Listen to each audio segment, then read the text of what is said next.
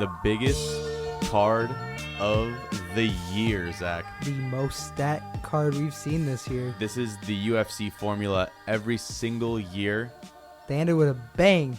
and I'm always excited. Big old bang. You think it's going to be better than last year's? Probably. Think they can top the John Jones-Gus 2 fight? I think so. I think this is the year this is even better. We're going to find out. We're going to find out on Saturday. What's up, guys? Welcome back to another episode of the No Cap Sports Podcast. I'm your host, Chris. You're joined by my co-host, Zack. What's up, y'all? What's good? Man, like we were talking about, I know this is going to be a huge UFC 245 super show. But there was some breaking news last night that came out at midnight. Garrett Cole, this is some baseball, guys. Garrett Cole signs with the Yankees, record deal. I'm ecstatic. I'm not. Not at all. Why not? How can you not be ecstatic? The Yankees landed the biggest free agent pitcher finally. Still not going to win a World Series. Oh, come on. You can't tell me they're not favorites now. Yeah, they'll be favorites. Yeah, come on. Sure. Listen, that's fine. They won't win a World Series. Their rotation is arguably top 5 in the league. I mean, we're not even rivals anymore. The Tigers don't even we can't even compete with you guys. Don't now. compete. You guys compete for the bottom right now. Yeah, I mean, tank. I mean, so let's look at the numbers here. So Garrett Cole gets $36 million a year, which tops Steven Strasburg's earlier number of $35 million per year, and he's only behind Bryce Harper in total money on a contract. That's so crazy. This is the richest pitcher contract ever, and he earned it. It's well deserved, yeah. He earned it, especially after this last season. I mean, when he went to the Astros, everyone was like, all right, yeah, Garrett Cole, he's really talented. And then last year, him and Verlander put together probably the best 1-2 punch we've seen in a long time. Yeah, I mean, they were flawless basically the whole season. I mean, they even look good in the World Series. Everything with the Astros that has come out, it sort of tarnishes, their bats and the organization. But, I mean, the pitcher still had to go out there and pitch. These guys still had to go out there and throw the ball and try and, get these other dudes out on the other team. And you see how far it got them? And it got them very far. So Cole finished the season 20-5 while winning his final 16 regular season starts. Wow. Awesome numbers. Amazing numbers. He led the AL with, he led the AL. He, 2.5 ERA, which he's not going to keep up going into Yankee Stadium. Let me go ahead and put that out there. Be very, very, very clear. I don't care who pitches in Yankee Stadium. Their ERA is going to jump. His is probably going to be in the 3s, maybe 2 9s. It's not going to stay at 2.5. And then he led the league in strikeouts with 326. Wow. That's an MLB record. Not an MLB record. I'm sorry. Yeah, it was the MLB record. That's insane. It broke the franchise record. But he almost got $1 million per strikeout last year. That's crazy.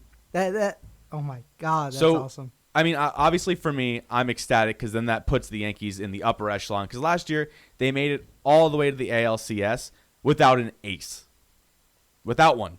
So now you think they got their ace? Oh, this is more than an ace. You think this is going to be the year? Oh, I mean, just top 3 pitchers. Like if you're rolling into a series where you're going to pitch 3 guys, you're pitching Cole. You're going to pitch maybe Luis Severino, depending on how you feel about his playoff performances. They're very, very bad. You've got Masahiro Tanaka. And if you want to go lefty, you go James Paxton. And then you've got a deep, deep 5th starter with J. Happ. You can go Jordan Montgomery.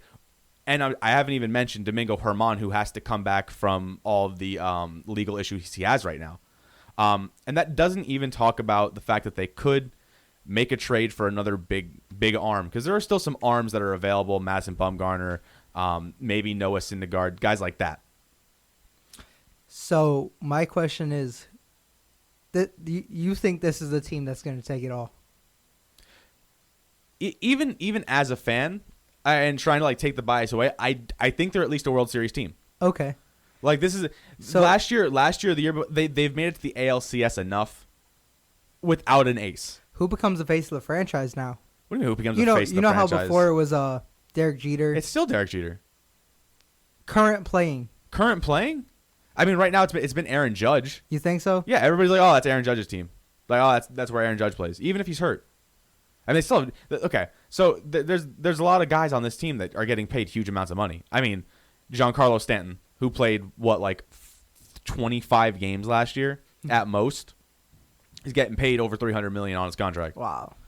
I mean, now you've got Cole, who at 29 has 9 years and $326 million on his contract. 9 years? I mean, there's a lot, and then they're going to have to Wow. pay Aaron Judge and Gleyber Torres. I mean, no matter what. So I mean, but this is a team that has the keys to success. They have the formula to success. It's just about execution now. I mean, they executed last year up until the point they faced the Astros and Yeah. had to face that garbage can. Yeah. I mean, the garbage can got them. They knew what pitches were coming. You know, there's a lot of rumors that are coming out, and we'll talk more on this podcast as more news comes out. There are a lot of rumors swirling around about what teams are trying to do, what teams are trying to get, you know, guys who are signing places. But really the biggest dominoes have fallen this week with Strasburg and Garrett Cole as far as pitching. Obviously, we're waiting biggest fielder, Anthony Rendon. We're waiting on that one. Obviously, we both probably have an idea that he's not going to go to certain teams. No. And there are definitely a lot of teams on the West Coast that have a lot of money that are interested. For sure. Dodgers, Angels, Padres. The normal teams. The teams that are willing to spend. But, you know, for us this week, Garrett Cole was the big one. And I'm excited. You don't really. I'm excited to see, you know, him play. Sure. I'm excited to see him pitch. I will never deny good baseball. I will never be against watching good baseball. I'm definitely interested in seeing him pitch, you know, like 8 to 10 times in Yankee Stadium and seeing how he does. Yeah, for sure. Because you never know with that park. Yeah. And hopefully he keeps the good ERA up. Hopefully he keeps that strikeout rate up. And he keeps the ball down. Let's hopefully say the ball stays down in Yankee Stadium, because I don't want that ball going anywhere in the air when anyone is on the mound there. Yeah. Unless they're pitching against the Yankees, and that ball can go as far up. Oh, then you want to see those home runs. You want to see those bats cracking. No, I want to see pop-outs that should be flyouts in every other stadium that just go over the wall in Yankee Stadium, because we get nice little wind, short porch, stuff like that. It's the good stuff. All right, but the meat and potatoes of this podcast, guys, this is really what we want to talk about. It's going to be UFC 245. Biggest card of the year, most stacked card of the Let's slow our roll year. real quick here, because we had a pretty good fight we watched last week, didn't we? I mean, yeah. Can I split my lip real quick? Is there any way I can do that? Can I make it sound like I have a split lip? God. Does this sound like I have a split lip? What a knockout. All right. So I don't know if you saw this. Judges They had him losing every round, I know. had him losing every round. Yeah, so we had it 3-1. So for those of you who didn't watch the fight, we're talking about the Alistair Overeem and the Jairzinho Rosenstruck fight. It was honestly for a casual fan up until the last 4 seconds, it was probably a really boring fight. Yeah, it was a lot of just cage control, and then it was just jabs. What Alistair was scoring on was those jabs. Because that's what was winning him those rounds. Now remember, Alistair Overeem is one of the highest strike percentage landed people in UFC history. That fight, he struck at 74%. Which is almost on average with his career. I think his career was 76%. But you want to know the crazy thing? He got outstruck. I mean, okay. That's crazy. He won 4 out of the 5 rounds on the judges' scorecard, and he got outstruck. And to everybody else, that sounds right. It sounds right. He won those 4 rounds. I mean, yeah, when we watched it, I think we had it scored 3-1. Yeah, I was being biased because I want to see him get knocked out. But he was controlling cage, did a good job of making sure he didn't take any big hits.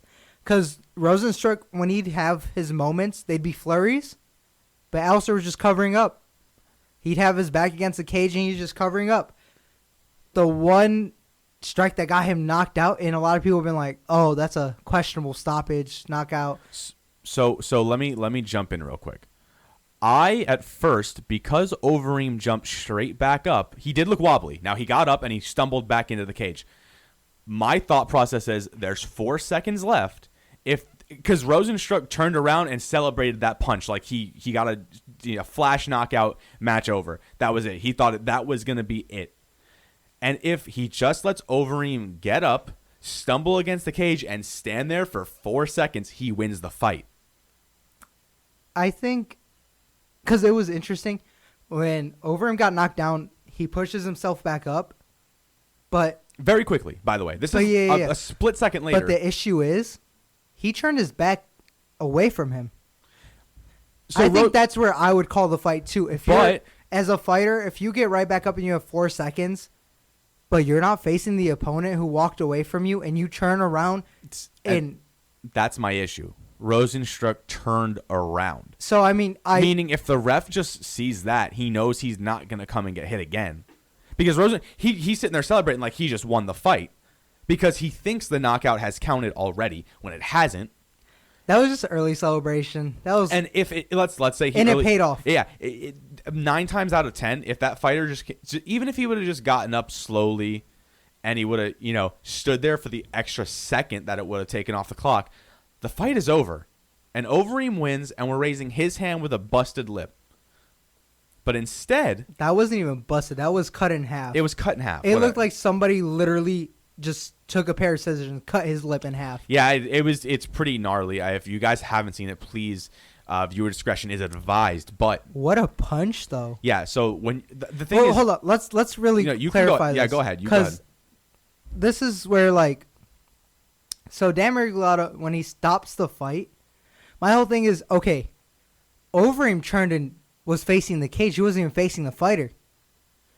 So to me, that looks like, all right, like he is definitely either doesn't know where he is, or he thinks he lost that fight. So either way, I think Miragliotta did a good job of stopping the fight. To me, though, Rosenstruck celebrated way too early. But I mean, it is what it is. It ended up helping him. Okay, so at the end of the day, it showed that Overeem doesn't have it anymore, which we knew. Did you know? We knew. As much as I love to homer about him and just be a big meme, we knew after watching that first round, this is a guy who finishes a lot of his fights early in the past, and there was no way this fight was ending anytime early in this bout. You watch it, you knew Overeem was just going for a win at the end of the day. You knew he was trying to just land his strikes and win on the judge's scorecard and coast into that 5th round and coast like he was doing, and unfortunately got caught, lip busted, knockout. Jairzinho Rosenstruck is your winner. In these past 2 years, Overeem's been 2-2. He's 2-2 in these past 2 years. He's beaten Alexei Oleinik and Sergey Pavlovich, yeah. But he's also gotten knocked out by Curtis Blades, and then this knockout. So, I mean, I think this is where you really ask yourself, is it time for him to retire? Is it time for him to be done? I wanted him to go out on a win. That was what I think I called for, was he would win this bout and he'd go out, hand raised and in a nice way, and it would be deserved. But unfortunately for him, he got knocked out, and now he's either going to go out with, a busted lip, split lip, have that plastic surgery, and that's that. Or he's going to try and come back in again. But I hope he doesn't. I hope he just ends it here. He's fought more than enough in his career. It's sort of like what we said about Donald Cerrone. He's fought enough in his career. I don't need to see Overeem again. I don't need to see Cerrone again, but we are. These are just guys that I think I've seen enough of. And I do wish him the best. And I'm glad I got to watch him fight in his career, because he was such an amazing kickboxer, all that stuff that he used to do. Yeah. Outstanding. Yeah, I mean, I never will have anything bad to say about Alistair Overeem, because he's such a trailblazer in everything he's done, including the Ubereem phase, but it's whatever. He's still, literally, his UFC debut, they fed him to Brock Lesnar, and he knocked out Brock Lesnar. Like, that's insane. The original dad bod. Yeah. Brock Lesnar. He's done so much for this sport, especially for, for the European countries, and gave them such a platform that they didn't have before, that helped segue into, mainstream media, into the UFC in America. He's done a lot, and just hats off for him. His career was awesome. And it was nice to see, him while it lasted. But let's transition over to something we don't usually see, is that's 2 draws in one card. Yeah, that's exactly where I was about to go with this. Like, what is going on? So I did not agree at all with most of the draw decisions, both of them. I did not agree with either. So, the first fight of the night was Rob Font versus Ricky Simone. Ricky Simone just came off getting knocked out by Uriah Faber, who we'll talk about a little bit later. But he got smoked on that fight. He wasn't ready. It looks like he's starting to decline. But right after that, we saw Geraldo de Freitas Jr. I'm sorry, actually, because I keep saying this, and it's not him, because he didn't fight that fight. It was somebody completely different. I don't know why. On the UFC's official thing, it still says that. But was it Corey Stamen? I want to say that was his name. Yeah, he fought Song Yadong, and that fight ended up being a draw. You ready for these numbers, though? It was Cody Stamen. Cody Stamen, I was close. You guys ready for these numbers? So, Song Yadong for total strikes, 49 for 127. Do you want to take a guess what Cody had? What do you got? 117 for 160. So he not only doubled Song Yadong's strikes, he literally had almost as many significant strikes as Song Yadong did had in total strikes. Takedowns, he was 5 for 12. Song Yadong was 0 for 0. So on paper, this fight looks like a blowout. Let me just say this. You do remember there was the illegal strike in this bout. And I said when that happened, that might be the difference on some judges' scorecards. And even with that, I still thought this fight wasn't even close. Well, first round, who'd we give it to? Did we give it to Song? We said it was fairly even. And okay. That was really it. We were just like, it's a pretty even round. Second round, it was Cody. But that was the illegal strike round. First round was. Was it? Yeah, first round was. Okay. Second round was Cody all the way. Third round, Cody just literally just coasted through it. And they gifted Song, a draw. Yeah, I mean, he's very fortunate to have scored a draw because another loss on his record, what does it make him like? I don't have it pulled up. Is it 15-2 or 15-1-2 would have been his record or something? For who? Song Yadong? Yeah. Would that have been his second or third loss? 14-3. Okay, yeah. And now it's 14-3-1. Yeah. So, it is what it is. I do think that we've had a lot of judging issues in the UFC recently. That's an understatement. So, I'm not surprised that we had a lot of bouts on this one that were wrong, at least on my scorecards and your scorecards and a lot of fan scorecards. Well, the good thing is that the only other fight on this card that went to the judges was the co-main event, which was also a draw. And let me just say this. You weigh in 4.5 pounds overweight, and you get worked like that, you shouldn't be happy about getting a draw. Yeah, I mean, when we predicted this fight, you took the overweight individual in Cynthia Cavallo. Well, I didn't know she was going to weigh in overweight. No, I know, but even... It just so happened that she did. And looking at these numbers, this doesn't look right. All right, go ahead. Let me hear him. So, Marina Rodriguez was 61 for 145.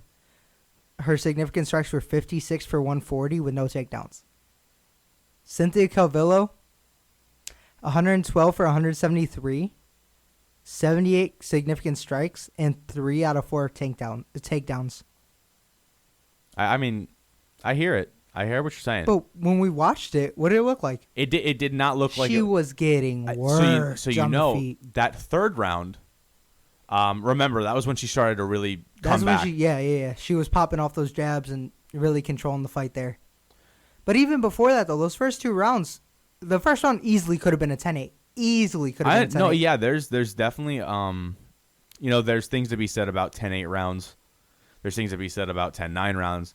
And that's just how scoring is. And some judges will see it some ways, and some judges see it others. And unfortunately, on this night for the individuals in these 2 bouts, and fortunately for the people we thought should have lost these bouts, they got draws.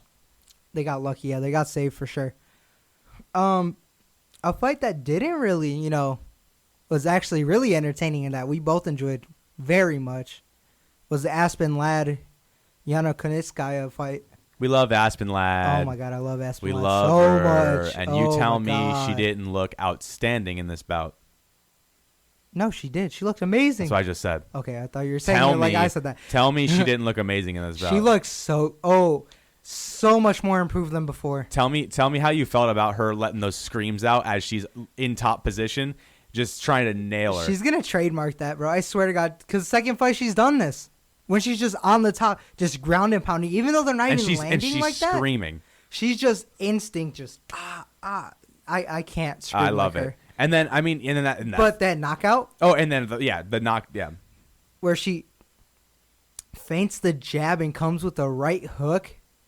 And literally, Yana wasn't ready for it at all. Yeah, I know. So wasn't ready for it at all. The whole fight, Aspen's throwing lefts all the time. Literally only left hooks. So she feints a right, and she bites and goes straight left, boom, jab, over the top, drops her. And that's what she recovers, but Aspen's just all over her at that point. And she's screaming, and she's going for it, and she gets the win. Very deserved. Good bounce back. I'm happy for it. Yes, and I'm hoping she keeps the good string of fights going here. I think she's going to bounce back now and have a really good run, which eventually will transition to a title fight. Hopefully it's not against Amanda, but only time will tell. So there's one last bout on this card, and it's probably the most perplexing of all. This was much fun watching. This might be the weirdest bout of 2019. Stefan Struve versus Ben Rothwell. How many below the belt hits do we get? So Ben Rothwell in 2 straight rounds, below the belt 2 times. Okay, both were unintentional. Didn't get docked to point until the 3rd time. All of them were unintentional. Like, you could tell he really was not trying to hit him. Like, he was not going for his groin at all. But then Stefan Struve hits him one time there, and he looks at the ref, and the ref's like, and? Yeah, I know. He's just sort of like... He was like, just fight. He's like, I'm not stopping this right now. I'm not going to. And it was so fun. The crowd was enjoying the fight, too. So every time Stefan Struve's on this, they didn't want the fight to end. Yeah, so but it's so funny. Struve's on his knees, and he's trying to catch his breath, and he can't stand up, and he's like, I feel it in my stomach, and everybody's booing. And then he gets up. He puts one leg out of the knee position to start straightening to get up, and you hear everybody, Woo! They're roaring. And then he decides, oh, hold on, I'm going to go back to one knee again. And they're like, oh, boo, boo, boo, boo. And honestly, it felt like he was playing with them. Yeah, he did. While he was recovering. He did use the full 5 minutes the first time. The second time, he used about 4 minutes and 45 seconds. And Dan I can't talk right now. Dan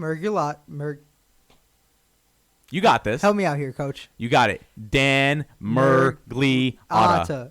Dan Miragliotta. There we go. We got it. Dan Miragliotta is like, oh, no, you're good. Come on. He's down a point already. Let's get up. Let's finish this fight. You got this. You're winning on the scorecard, basically. Yeah, he said, just get through this round. Get through this round. There's only a minute and 30 left. There's only a minute 30 left. You can get through this round. You think he had a bet on him? You think so? I don't think. You think he had some? I think he just wanted the fight to keep going because he heard how everybody was doing it, and you don't want a fight to end like that.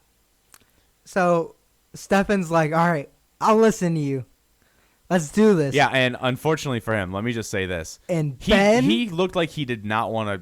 He did not. He looked in pain still. Want to continue this fight, and I know he wanted to do it for the fans, and because Dan was telling him, you gotta do it. You gotta do it. You should get up and do this. There was no reason for him to continue this fight.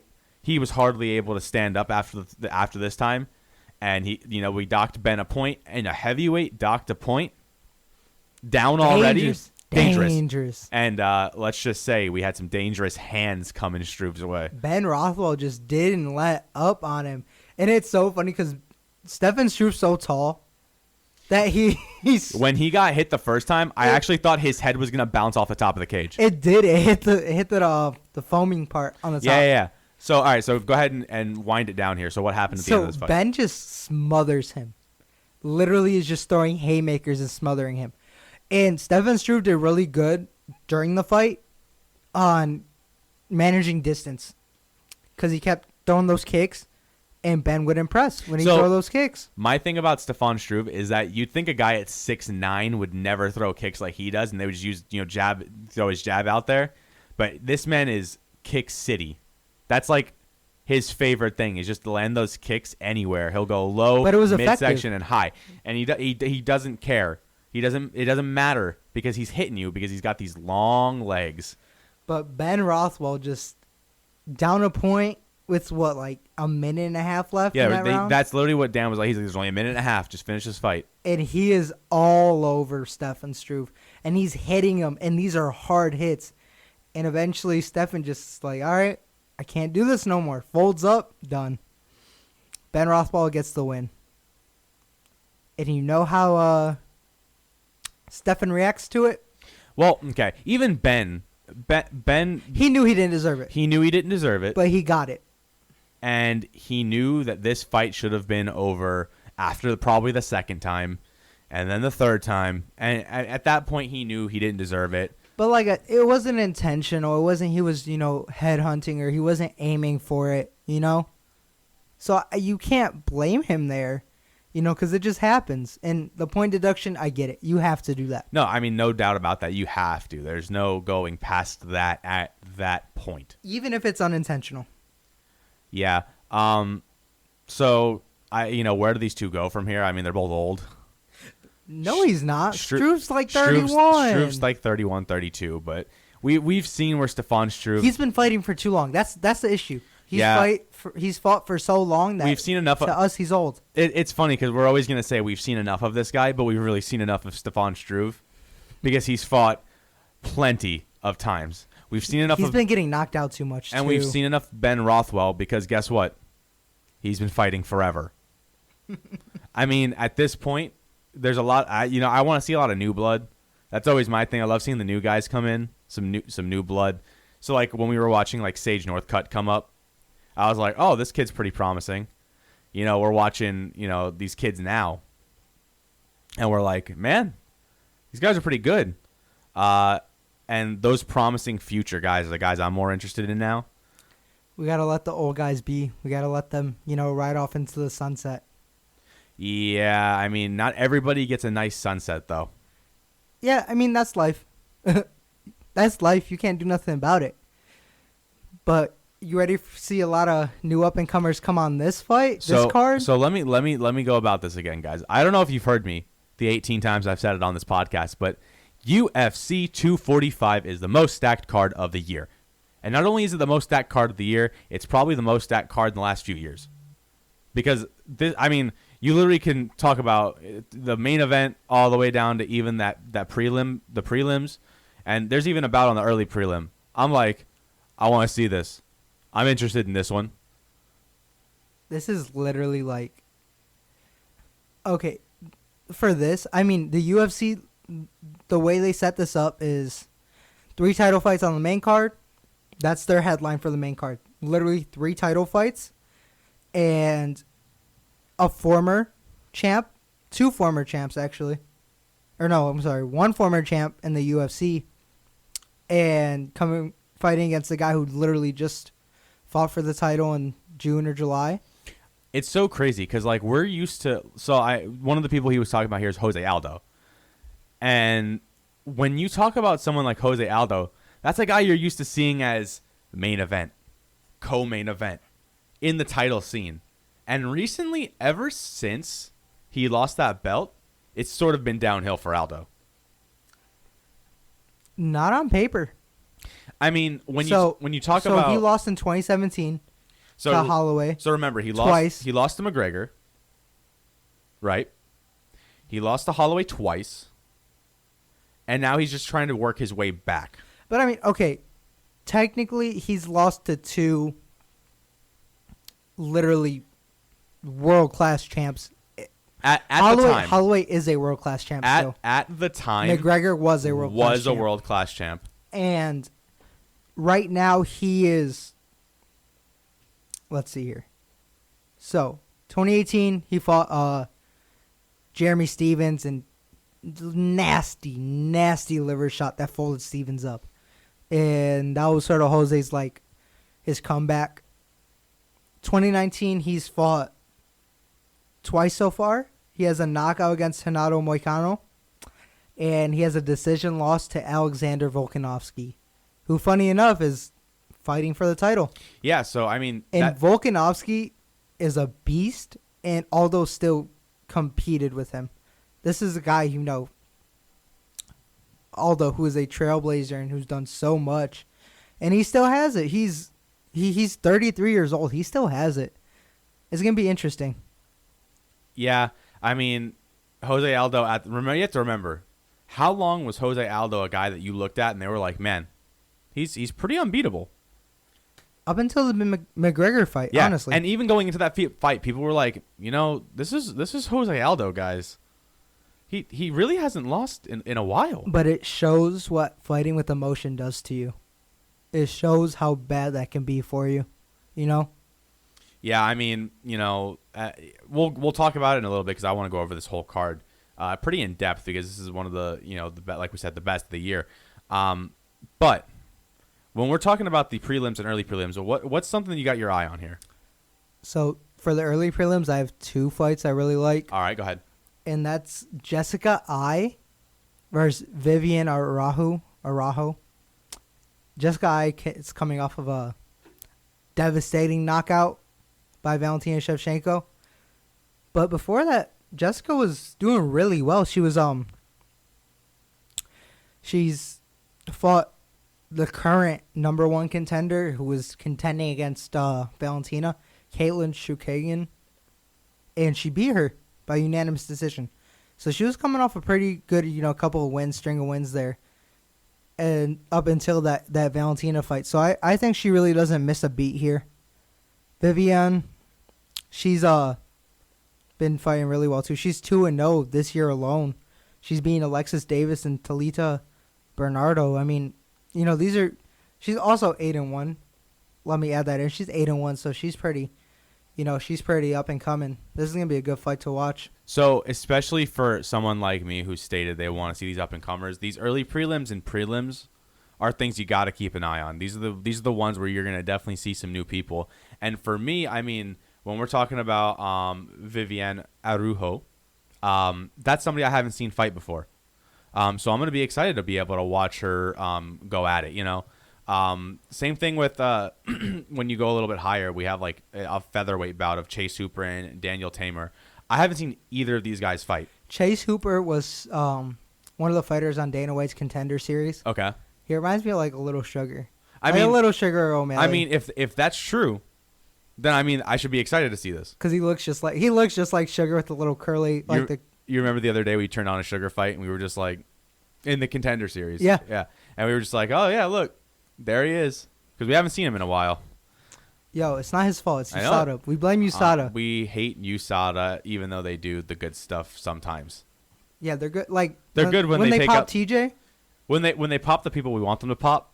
Like cool, TJ guys. Dillashaw. Yeah. Oh, hey. I hate TJ Dillashaw. We'll talk about that another day. With a We can talk about that another day. passion. Dillashaw says when he comes back, he wants to still be a champ. He wants to come back and be a champ. Who? Killishaw? Killershank? The clown? Snake? Ooh, okay. Don't like him at all. Anyways, those are 2 really good fights on the early prelims. They're going to be really interesting fights. Moving on to the prelims, though. Okay, Ben Saunders, Matt Brown. Older guys fighting. But It's going to be interesting. Like, Ben Saunders, his last fight against Takashi Sato. Or Sato, I'm sorry. Takashi Sato, yeah. That was a good fight. Up until he got knocked out. He was doing good in that fight. That's going to be an interesting fight to see against Matt Brown. But Ben Saunders obviously still has it. Like, you can tell he's still there. He still's got some stuff in him. for sure. And then even the next one up, we've got Ian Heinzek versus Omari. Heinich, yeah. Yeah. Sorry, I'm really bad at reading. Omari Akhmedov. I think Ian Heinich wins this fight. Ian Heinich, Because he's a young blood who's hungry. He's 13-2, and his last fight was a decision loss to Derek Brunson, but before that he had a decision win. Because I remember seeing him on 241. That's where I was coming from. I remember seeing him recently, and he fought Derek Brunson on 241. Decision loss, it is what it is. But before that he had won was like 4 or 5 straight bouts. Yeah, and so right now in the UFC he's 1-1. Not bad at all. Nope. But, he's got to win this one. If he doesn't win this one, then you're looking at a 2-loss streak. And we know what the 2-loss streak does. Even if you're young, it's not looking good. You can get cut. And very easily. Yeah. Dana has shown he is not going to be patient with people who aren't going to put up. So, for me, I think Heinisch wins. What do you think, Zack? Yeah, I think Ian gets it done. All right. And then the next one up, we've got Ketlin Vieira versus Irene Aldana in the women's bantamweight division. You have any care on this one? Not really. These divisions are dominated by Amanda. So, I mean, like... You mean the most well-rounded, greatest women's fighter in UFC history? Besides Cyborg, sure. Who won? That's fine. Okay. It's a one fight. That's it. Anything can happen. What do you mean one fight? It was only one fight. Anything can happen. Fought. Yeah. Do you just shush me? Excuse me, sir? Oh, my gosh. Somebody's so mad. I can see it on your face. Nobody can see it, but he is so angry. I'm not frustrated. He is blistering frustration. It's like he's red right now. Just thinking about Amanda Nunes. You want whatever. Anyway, there's another woman on this card that when we talk about her, I'm going to see the exact same look on your face. Yeah. So when we get there, let's get to the headline for this prelim. We got Jeff Neal versus Mike Perry. Our boy Mike Perry from Apopka, Florida. Yeah, from Orlando. He's originally from Apopka. He trains in Orlando. Yeah, he resides in Orlando. So shouts Mike Perry. That could be our shout out this week. Shout out Mike Perry. He's actually, I mean, the funny thing is, if you go on his Wikipedia page, the picture they use for him is from his boxing career. He has one boxing fight and he got knocked out. Obviously, he's a more touted mixed martial arts guy. He's 13-5. Trains in Orlando, obviously. There's been some things that have come out before with his controversies in the past, talking about certain opponents of Asian descent. But I can't hold that against the fighter because we're just talking about the fight itself. Man, he does stuff. He's funny. He does stuff to get people laughing and to gain attention. So I don't take everything at face value there. Now, when we do talk about him, though, he is not very hot right now. Okay. He's 2-4 in his last 6 bouts. My problem is with that last fight against Vicente Luque. Which remember, what we said about Vicente Luque is that was one of the toughest dudes I've seen fight in a long time. Until you see Mike Perry fight him, and that was such a good fight. But they were in South America, close to where Vicente's from, and I think they did, sort of gift him that. I think Mike Perry won that fight, as do many other people, but it is what it is. I think he still looks good. And I think in this fight, somebody's getting knocked out. But I don't see it being Mike Perry. No, neither do I hope. Because even though, last fight, Geoff Neal had against Nico Price, he knocked out Nico Price. He didn't knock, he TKO'd him. But before that, 20 seconds before that happened, guess who was on the floor? Geoff Neal. So it was a back-and-forth fight. It wasn't a one-sided fight at all. And Mike Perry is known for being, durable. So I think he gets this dub. Yeah, I'm going to take Mike Perry on this one. Jeff Neal is not, he's nothing to sniff, go away from. But we're going to take the residing and training in Orlando man on this one. So that brings us to the beginning of the best card of the year, Zach. By far the most stacked card of the year. So, what do we got as the first bout on the card? Already, they start off with just straight fire because it's Peter Yan versus Uriah Faber. Peter Yan was the guy. Didn't we talk about him recently? Wasn't that one of your fighters? Yeah, he's one of my fighters to watch. I mean, at 13-1 against one of arguably the greatest, mixed martial artists of all time. At 40 years old, Uriah Faber, who still obviously shows he still got it after knocking out Ricky Simon earlier this year. Now, okay, so Uriah Faber, you guys are some of you are gonna hate me for this. I've seen enough of Uriah Faber. What? He's 40. 45 mixed martial arts bouts. 35-10. He's great. That's a really good record. He's great. But he's 40. I want if he loses this fight, as much as he's still like he's somehow still in that like contending range. He's just a guy that's sort of been floating around. And you're like, maybe Uriah could get a shot soon if he strings together a couple of wins. I think that Peter Yan gets this dub, and Uriah sort of just falls back into the maybe one more fight and should be done afterwards. I'm going to take Uriah just because it's Uriah favorite. Wow, Zach. Just because it's Uriah favorite. If anyone listens to this, just to let you know, in the legend will live remember on. that one of the fighters to watch Zack had is a guy he is now just picked against 4 weeks later. And? Just remember that. And I get it wrong sometimes. Oh, you're more than wrong this time because he's not winning this fight. You know what? But I really hope he does. Just because I love Uriah Faber. I want him to do good. And I love Team Alpha Male. They have some really talented guys there. Anyways. Now to that Jose Aldo belt. Jose Aldo versus Marlon Moraes. How are you feeling here? What's your idea here? Because Moraes is now number 1 ranked. He's almost contender. Is that where he's at now, or is he? He's pretty high up. After that loss to Cejudo, it knocks him down a little bit. No, it says he's still number 1 in the UFC's bantamweight rankings. It's because they've gone nowhere in both divisions. They've gone nowhere. Yeah, flyweight and bantamweight. The divisions are frozen, it's at but a standstill. he's still number 1 behind the champion. And Jose Aldo's moving down for this. Yeah. What do you think about that? So, I don't like this for Jose Aldo. I don't think this is going to be a good thing for him. Marlon Moraes is a killer, a straight assassin with those leg kicks. So, I don't know. I don't want to go against Jose, but that weight cut I feel like is going to drain him. So I'm going to take Marlon on this. Yeah, I'm going to go Marlon Moraes too. Because, when people weight cut, it really does mess with their body real bad. And a true featherweight going down to 135, that might mess him up a little bit.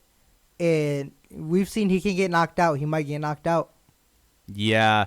Again, legend Jose Aldo. But I think Marlon Moraes is going to win this. He's going to show that he deserves to get another shot. And we're going to say, all right, here we go again. It's going to be Cejudo versus Moraes.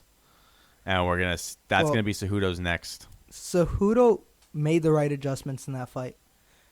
So Marlon was winning it. Cejudo made some smart adjustments on that and really worked the clinch and worked those knees to, stop Marlon from being able to throw those kicks and keep him at range. So I don't know if they give him the immediate rematch. They might give him another fight or two because Henry technically did win in a dominating fashion eventually. But nonetheless, I'm still excited for this fight. I'll take Marlon. Yeah, same. Next fight. Two of my most... I don't even hate Amanda Nunes. I'm not going to lie. I don't hate her. I hate Jermaine Durandamine. I think she's annoying. It's your favorite. She looks like a troll, bro. She looks like a straight troll. Like, straight troll. We're not here to comment on looks. All right. Nah, she just looks like a burnt chicken nugget. Burnt chicken nugget. Anyways, so this is a bantamweight fight. All right. And? Jermaine's a one inch taller. It doesn't matter. 2-inch reach advantage. Don't care. Kickboxing world champion. Whatever. She's not Cyborg. Yeah, she ducks Cyborg. Exactly. Which, I mean, this is like I said, it's so funny. You're gonna duck, Cyborg who lost to Amanda, but the second they give you Amanda Nunes for a title fight, you're like, let's do it. Sure, I don't care. Yep. So like the writing's on the wall there. You're not gonna do too well here, bud. Yeah. So for me, this is gonna be Amanda Nunes first round W. For sure. I want to see Jermaine get put to sleep. So just straight out cold. Jermaine has ridden a streak of what? What's her past here? What's the most recent stuff she's done? So she's 9-3 right now. Yep. In the UFC. In 2019, she's fought Aspen Ladd and beat Aspen Ladd, Correct. but that was a bad stoppage. And that was also the weight cut, wasn't it? Yeah, that killed Aspen. Yep. 2018, she fought Raquel Pennington. Okay. And had a decision win over Raquel Pennington. Alrighty. 2017, lost a decision win against Holly Holm, which was a BS fight. Yes. 2016. So she's fighting about once a year. She fights once a year.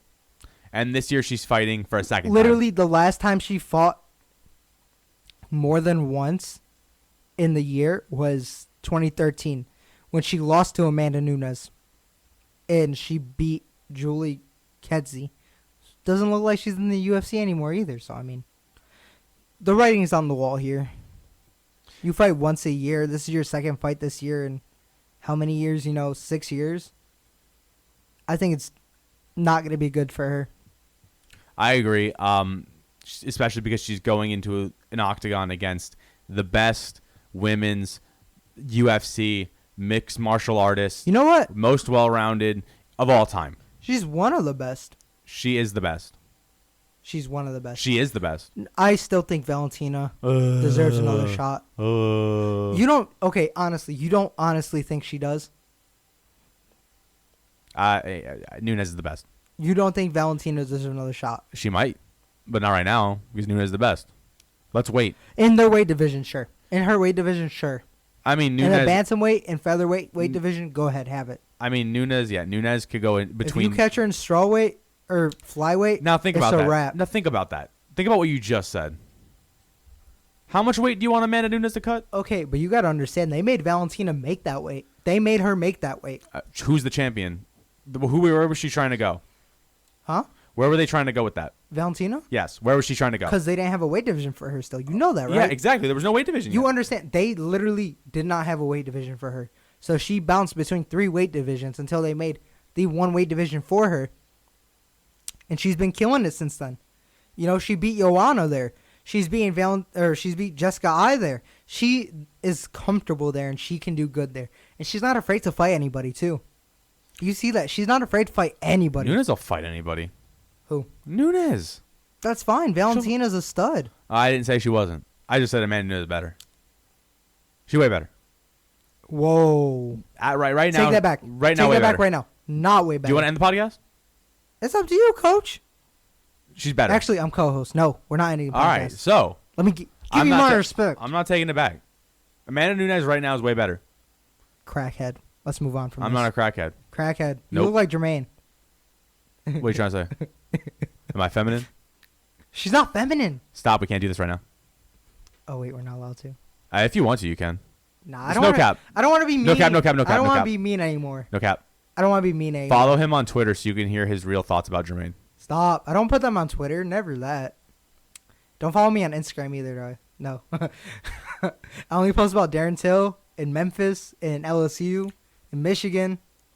And so let's finish up the card here. So what's next? Max Holloway versus Alexander Volkanovski. A 20-1 Volkanovski against a 21-4 Holloway. Volkanovski's 31 years old. Holloway's 28. Holloway has 4-inch height advantage. Volkanovski has a 2.5 reach advantage. So, I mean, this is, on paper, it looks pretty interesting. A little bit different than the Frankie fight, but I don't know. You can't go against Holloway, but Blessed we've himself. seen him lost. We've seen him lose We have seen him lose. in the past year. So, I mean, it is possible for him to lose. But who did he lose to? Dustin Poirier. Okay. At lightweight. So remember, different weight class, and he's the man in this weight class. Yeah, this is his weight class right now. This is where he's obviously the most comfortable, and he's shown that he is the best at this weight class and can do it. But this is a guy who used to be 200 and like, how much was he, like 200? Yeah, pounds? he was a rugby player. Yeah, like this, Volkanovski has muscles on top of his muscles, bro. Like, this is just straight, pure athlete who, when he hits you, you feel it. So this is what I have to give, though. I'm sorry, I had sort of covered my mouth there. This is what I have to give to Holloway, though. He will fight, and he does not. He's fought how many? This will be his third bout this year. He will. He does not. And they've all been fairly recent. April, July, and December. Yeah. I mean, He's 1-1 this year, but he's active. very active. And that's what a champ should be, you know? A champ should be active. Yeah, I mean, and we brought up earlier, he had those 2 TKO wins over Aldo, and then he had a TKO stoppage over Ortega, and then he had the loss to Poirier in a decision, and then he beat Frankie Edgar. Yeah, decision win. Yep. I mean, I just can't see Holloway losing right now. As much as Volkanovski is 100% deserves this, and I don't say he doesn't have a shot. I just think Holloway's dominating the division, and this is his division, and I think he's gonna definitely win this one. Holloway does something interesting in his fights because he talks a lot. Like, he talks a lot during the fights. For sure. And, you see how Conor runs his mouth in press conferences up until, and then once you're in the fight with him, he's a lot less talkative. Holloway transitions it and just stays the same. He doesn't stop. He doesn't break character ever because he's not a character. He's himself. And I think that's what helps him out so much in these fights, that he talks so much. You know what's funny is you know how much he talks? It's sort of similar to how funny TJ Dillashaw and Cody Garbrandt were going at it in the ring. Yeah, for sure. They were just at each other while they were fighting. In the first and the second, Cody didn't do it as he taunted a little bit, yeah. When TJ threw like a shot that didn't even like close to land, Cody did a little taunting, but there was a lot of it. And not in the second. In the first one, in for the sure. first one, yes. In the first one too, Cody won that first round for sure. Second round, Cody was winning too. I mean, there's something that this sort of swagger you have as champion and the sort of confidence you have as champion that you don't lose ever until you lose the fight. But up until then, your confidence is through the roof and you look good. And Holloway, that little bit of trash talking, or a lot of it, I guess, helps him so much in those fights because it gets in their heads. It really does. You've seen that against Jose Aldo. You saw it up against Frankie. If he's able to frustrate you and keep you at distance, because for a featherweight, he's pretty big. He's 5'9". That's pretty tall for a featherweight, and it works for him because he keeps you at distance. He just pieces you up. He doesn't hit those shots that are going to knock you off your feet unless you're Jose Aldo, but he does enough. So when we talk about this one, who is the guy you're taking to win this bout? Max. All right, so we're going to have blessed Max Holloway coming away. The blessed era continues. Continuing the blessed era. Hashtag blessed. Blessed to see 24. We're taking him to win this one.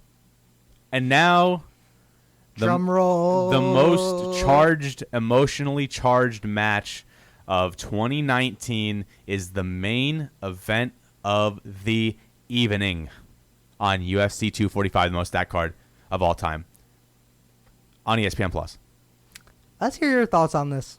So, if I wanted to make you mad, I would say Kamaru Usman, first round knockout, easy dub. You wouldn't get me mad? Not that I would make you mad. Because it's not factual. Because I know you'd feel, I could see you turn a little bit red. When I see it. Whatever, I bro. see him. No, not at all. Realistically, though, I want this to be a trash-talking, dirty old fight that ends with a knockout. Colby doesn't trash talk during fights. I don't want to see it during the fight. I want it to be everything leading up to the fight. I want that dirty fight in the ring. I want to see the emotions come out of Usman. And I want the third or fourth round to be the knockout. I don't care who wins. I know you've got who you want to win. I don't care who wins this one. So, this is interesting because they're so similar. They're like literally fighting-wise the exact same kind of fighter. Both wrestling first, very wrestling heavy, and just throw a lot of punches, get you on the ground, and just break you. And they both are 15-1.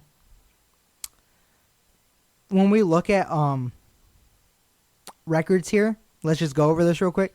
So this year, Kamaru's fought Tyron, beat Tyron in dominant fashion. Dominant fashion.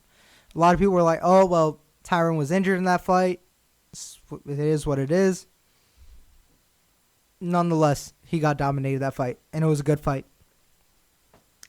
2018, probably the most successful year for Kamaru as far as fighting-wise and active fighting-wise. He beat RDA, Damian Maia, and Emil Meek. That RDA fight, big fight. Damian Maia, he beat a BJJ black belt, world-class BJJ fighter in Damian Maia, and that's just insane. Colby, on the other hand, just as impressive. Just as impressive. Can I just say, Yeah. Usman has not lost since 2013 in his second mixed martial arts fight. That's the last time Kamaru Usman What has year was lost. it? 2013. You want to know the last time Colby lost? When was that? 2015. So, I mean, they both have been They on both don't pretty long winning know streaks. what losing is like. Usman has one loss. Colby has one loss. Both of these guys go into this bout winners, knowing how it feels to win and not knowing how it feels to lose. in a long time. It's just in general. I mean, they've lost once. And they're both, they've both wrestled in the NCAA, whether it be Division I, Division II, don't matter. They're still good enough to be collegiate wrestlers. So we have Hard Knocks 365 versus America Top. Yeah, ATT. Yep, America Top team. Well, also, Kamaru was a part of the Black Zillions, Yep. and Colby's trashed them. Colby's trashed and this is, like I said, we have to get into this because it adds. So do we want to talk about it from the standpoint of knowing that he's playing the character, or do we want to go into it as a angry UFC fan who hates Colby Covington? This isn't even an angry UFC fan sort of thing. This is an angry American sort of thing because media plays such a big role in our lives nowadays that literally people just jump on bandwagons and hate trains. Like, you're fed a certain thing in the U.S. You're fed a certain dialogue. Are you talking about PC culture? Yeah, for sure. Just like cancel culture. It's garbage. Is that where we're going? I mean, it's no cap. Yeah. Is this the left doing this? Okay, listen. We're not going there. That left I don't care about that. I'm just talking about this is something that you're fed. All right. So, Like, if World Star Hip Hop's posting, oh, Colby Covington versus Kamaru Usman, the black guy versus the racist white guy. At face value, you don't know what they're talking about. No, I you know. just see it's a black guy against some guy who they say is racist. and he he's has wearing a MAGA hat. wearing a MAGA hat. So what do? This is just human psychology. What you're wearing, people remember. If they see me wearing, or they see him wearing a red "Make America Great Again" hat, and they see him being called a racist, what do they correlate that with? That's just human psychology to the most basic principle. And I think this has done nothing but help Colby in his career. Because what does that add? Hatred. What does hatred do? it gives him a character too. People want to see the guy that nobody likes get knocked out. So they're going to give you all their money to watch him get knocked out. But it doesn't happen. It hasn't happened. So now, this is when I've said it before and I'll say it again. This is very, very similar to what you would see in pro wrestling. You have Yeah, this is the heel the heel against the babyface. who you would want. It's supposed to be the guy who makes a rise out of the crowd.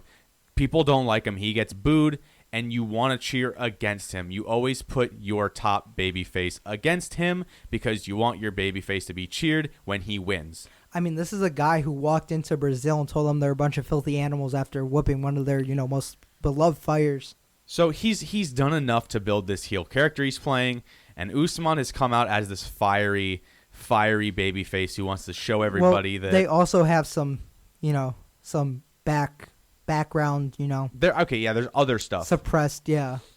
But at the end of the day, it's coming across as the fiery kid going up against the bad guy. Yeah, yeah. So let's get down to the nitty-gritty. I want to talk about something real quick. All right, go ahead. Because we didn't talk about who Colby's beating. Colby's beaten this year Robbie Lawler.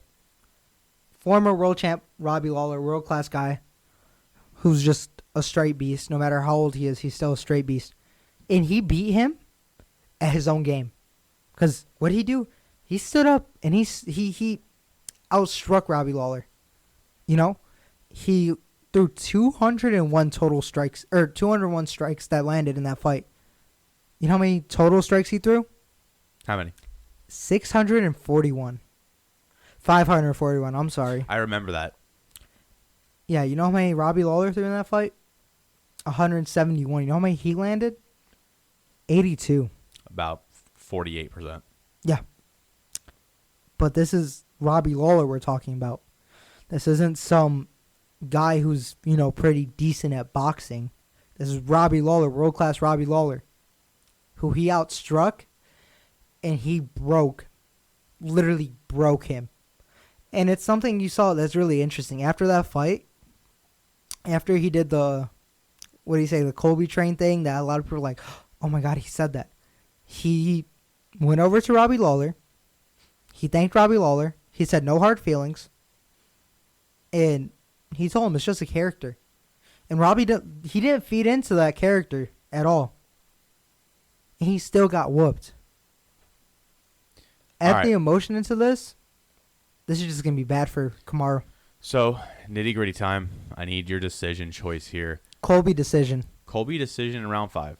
Yep. All the way. Yep. Scores. What do you think it's going to be? 48-47, 49-46, 50-45. I'll do... Or split. You think it's going to be a split decision? 48-47. 3 rounds to 2. Just because the only problem with Colby is if the fight's even close, the judges are going to be biased. I don't know about that. We've seen it already. Judge bias versus... We've seen it already, bro. We've seen it. We've seen it this past week. We don't see it against guys in their home country like this. Kamaru Usman claims Nigeria but as his thing, but he's American. But he very American. But he claims Florida. Kamaru? Yeah. Kamaru. Yes. He's from Nigeria, and he's fighting out of Fort Lauderdale, Florida. Yeah. So what if he's Nigerian? He's fighting. No. I'm saying he is still an American. Yeah. Because you see on his pants he has Nigeria. And you know who else fights out of Fort Lauderdale, Florida? Yeah, I don't. Well, Coconut Covington. Creek. Yeah. There you go. I'm still taking Colby. All right, I'm gonna take. I'm not picking anybody. I'm just gonna say there's a knockout in round 3. Why? Because I actually don't know who's gonna win. Be bold. Who cares? Be bold. Yeah, who cares? Be bold. Colby's winning. That's fine. Round 3 knockout. Happy with that. You know who else The real called champion. this? You know who else? Very true. Because he never technically lost. We need to know who is the real champion. And this is the fight to do. And this is Colby's time to shine. And we might both get it wrong here. You know, that's very possible that he might just do horrible and not be himself and get worked. But Colby doesn't crack under pressure from what we've seen. Against Robbie Lawler, he didn't. Against RDA, he didn't. Against Damian Maia, he didn't. You know, against Max Griffin, he worked him. I hear you. Looking at his rap sheet, nothing but impressive. There's no other words to describe it but impressive. Both of these fighters are very impressive, and I'm very, very, very excited to be able to watch this bout on Saturday night. With all of you, hopefully. With all of you on ESPN Plus, and we'll be live on YouTube maybe. For sure on YouTube, Twitch. It's going to depend. Where are we watching the fights at? We'll figure that out, and we'll keep you guys posted. Because when we figure that out, we'll be able to tell you what's going on. We're definitely going to keep you guys posted. So come watch with us. Come have a good time with us. We love the discussion. We love, interacting with you guys. It's so much fun. Especially last stream, it was fun. Had a little bickering between some pizza places. We're getting pizza places attention. That's pretty awesome. Hey, we're almost sponsored. Yeah, almost. Shout out Pisano's Pizza. Oh, hold on. Wait. We're going there now? Are we going to do it? Yeah, we're going to give them. All right, guys. Pisano's Pizza, best pizza I've ever eaten in my life. Best pizzas and grinders in Florida. By the way, did you No cap. By the way, healthiest wings I've ever eaten. Yeah, for sure. All right, guys. Any parting shots, Zach? Anything you want to say before the end of this? Nah, thank you guys so much. All right, guys. Thanks for listening to this episode of the No Cap Sports Make sure Podcast. you guys catch us on YouTube. Catch us everywhere. iTunes. Apple Podcasts, Spotify, anywhere you can get podcasts. All that good stuff. No Cap Sports Podcast. For Chris and Zach, I want to thank you all for listening, and we'll catch you in the next one. Peace out.